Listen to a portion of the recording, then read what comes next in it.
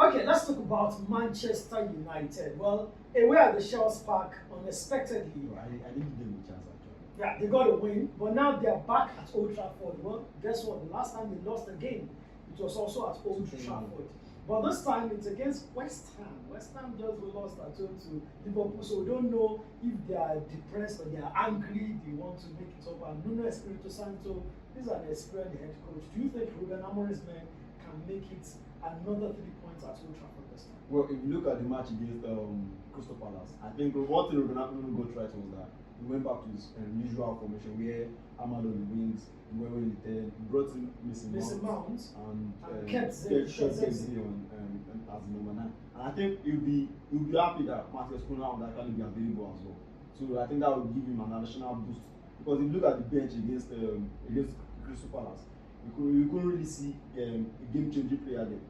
So I think that was when they got the second goal. Look at the bench and you look at if they were at least a goal down. The players he was bringing in was just to try and run it to the end of the game. There was no player who could either add to the intensity or change the game as well. So I think one thing is I was going to be happy that okay, at least Kuna is back. That is so wow. Kuma starts from the bench, right?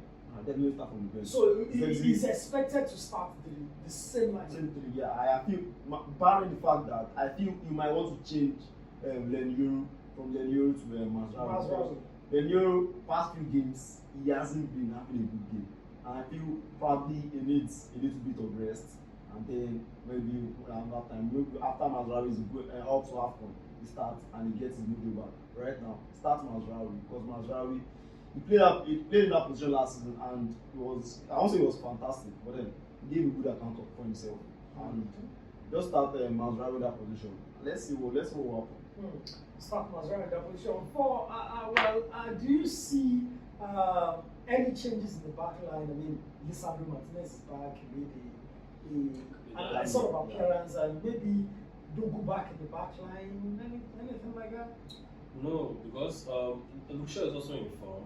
Luke Shaw has not been lagging off. But Luke Shaw also has played a lot of games, and for a player who is as injury prone as it is, maybe you want to rest. Lisandro is also an injury prone player. Well, he just came back from one injury, so yes, so I think he should be introducing him first, rather than starting him. And moreover, we know West Ham can be very physical team. We know West Ham can be physical team, so I think he should still stick to his plan. Probably just change, like he said, change over from Masraoui, but at the same time, I'd be skeptical about that because you're using. How about Dalot on the left? Dalot on the left? Yeah, maybe bring back. Maybe bring back Dogu.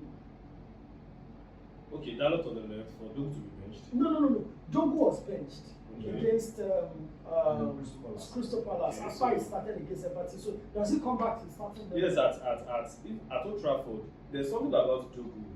Aside from the fact that they do make some silly mistakes and his ball is finishing his own ball, but his stamina and strength is there. It's a big factor. The guy can run from here to Lagos, can run a marathon, so his distance covered and everything is always top notch. So I think he should be introducing Dogu back to the squad.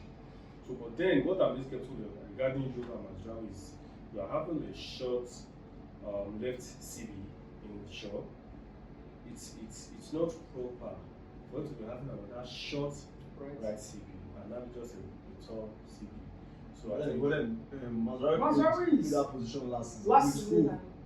He played it with he kind of played with Maguire. Played it who are the other two? At times he played with he played with Delete and Euro. Yes, those other two are still tall. I don't think you're getting the point. You can't just have one tall CB and two other short one. Against a team like West Ham, they may be starting football. You never can tell. But Masraoui is not that short. But Masraoui is not. There are some technical and discipline that the CB will have. When it comes to your threats, they know a threat. They know a threat while coming.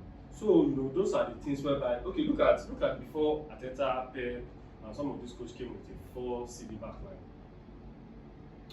We used to go with traditional 2 and 3 now, but there's this awareness and anticipation that the likes of Calafiori will have and the Skelly will not have.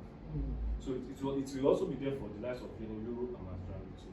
Masraoui can be good with attack, playing there and still be helping the attack, which Euro won't be able to do. But at that time, look at the crucial block he did against But then when it comes This to balance. for West Ham, I think if you look at their wingers, they've got Jared Bowen Paqueta. and also Paqueta, and also in one position they've got this guy, Christian Villa as well. If these guys, they are fleet-footed players. They can actually go from right to left. And I think that's where the Euro struggles at times. I think we've seen him struggle against players that actually silky and can actually move from right to left. And I think Mazraoui actually does better in some situations like that. So I think you might want to go with Mazraoui to actually show up that defense as well. So and let's not forget Mazraoui brings when he's coming with the ball, he drives the ball very well, better than Euro. And I think and we all know Amorim wants the central backs to actually be driving the ball to midfield very well. And I think Mazraoui gives him a better option when it comes to driving the ball than Lenny Euro. Okay, so let's talk about predictions. Considering the fact that Man will be playing at home, considering the fact that London Stadium has a very small pitch compared to Old Trafford, which has a bigger one, Man is at an advantage. But considering the experience of Nuno Espirito Santo, I'm a bit skeptical. Sunday wants to do it. Oh, yeah? No, it's not about Otes, it's fact. Considering the pitch, Man is advantage. But comparing Amorim and Espirito Santo, I think Man to win. Probably 2-0. 2-0 win to Man. What about you, Fahad? Well, mind you, you can see them play. You can see them win the game this weekend, and then next game Just crumble. They crumble against Everton. I think a lot of people are actually expecting them to win, despite the fact that Everton went down to 10 men, and I mean, the Everton went down to 10 men and they couldn't even muster a goal. So I just feel for them, I don't traffic. I'm giving it a Man U 2 goals to 1 win. Okay, Manchester United 2 goals to 1 win. You've heard from the guys. Let's see what happens eventually when the game is played on Thursday. Now, quickly, let's talk about Barcelona against Atlético de Madrid. Well, these are two teams that we can say are in form right now. Definitely. Especially when it comes to the La Liga. Yes, Barcelona may have lost against Chelsea in the Champions League, but I think in the La Liga, you can say that they have been steady. And Atlético de Madrid, since that loss to Arsenal in the Champions League, they have picked up a kind of form that has really helped them in the Spanish La Liga. They are fourth right now. Barcelona back to the top of the table, but it's at the Camp Nou. So what are we expecting from this? I think we should be expecting goals. I think that's one thing that Barcelona and Atletico Madrid match has given us for the last couple of years, goal. And maybe we should be expecting Alexander Sørloth to score. Alvarez will be in the game.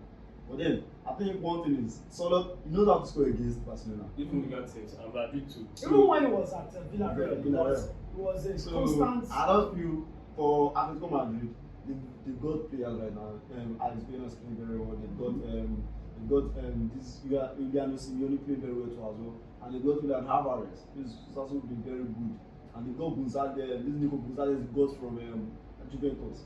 So these guys all together, they are good at attacking threats. And don't forget, they got Pablo Barrios too in their mix as well. So they are good at attacking threats. And I feel Barcelona, if they are not careful, because we all know Barcelona, so they know how to concede. That's one thing. They will concede goals. So if they are not careful, and they probably even concede first. So if they are not careful, Atletico Madrid might just score, and I just feel this game will be the team that can score with the most. Today, the full Barcelona front line is back now.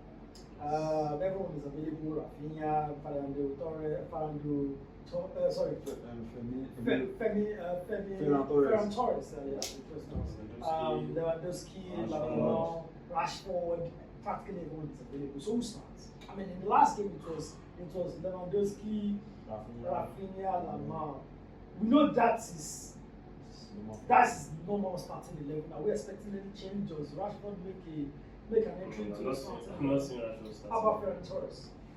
Well, but if Pacific is speaking about the energy demanded by the game, by that sort of match, I believe she should be starting Ferran Torres and not Lewandowski because of the age factor and so on. But considering the experience of Lewandowski and considering his form, but I'm saying I just know Rafinha will start, Yamal will start, but but Ferran Torres, Lewandowski. How about Rashford starts as a number 9? That's a very good tactical approach, but just as if he has the balls to do Rashford that. has been good. I think Rashford, when it comes to playing number 9 for Barcelona, Rashford has played that not too many games this season, and it has not really worked out for playing as number 9 for Barcelona. Or maybe you can see because of the players he had around him. But then Rafinha is back. He got an assist in his last game. Yamal is also playing very well. So you can't just say you want to bench Rafinha for Rashford because we all know it's not possible. And that, like I said, Lewandowski is getting old, but then he's still Lewandowski. Yes, He knows how to score goals, and this is against Atlético Madrid that he actually likes to play against. So I just feel you might want to start the same front three again, but then bring in Rashford later in the second half, probably to play as number 9, or probably for Rafinha. Okay, alright, so let's do predictions on Atletico Madrid. I don't know why I'm Barcelona. saying Atletico to win. I don't know why. It That looks glory, would be advantage Madrid. yeah, I don't care. It doesn't matter. Madrid is also withdraw point, like I used to say. Madrid is definitely withdraw point, but I don't know why. Let's go win at the Camp Nou. Yes. Let's go. How about you? Oh, I don't see Atletico winning, but then I just feel this goal is going to be 5 goals now. Yes, 3 goals. 5 goals. Yeah, 3 Three goals goals to to 2. 2. Yeah, favor of Barcelona. I'm still Atletico to shock everyone of us. Atletico Okay. to I guess we'll find out who gets that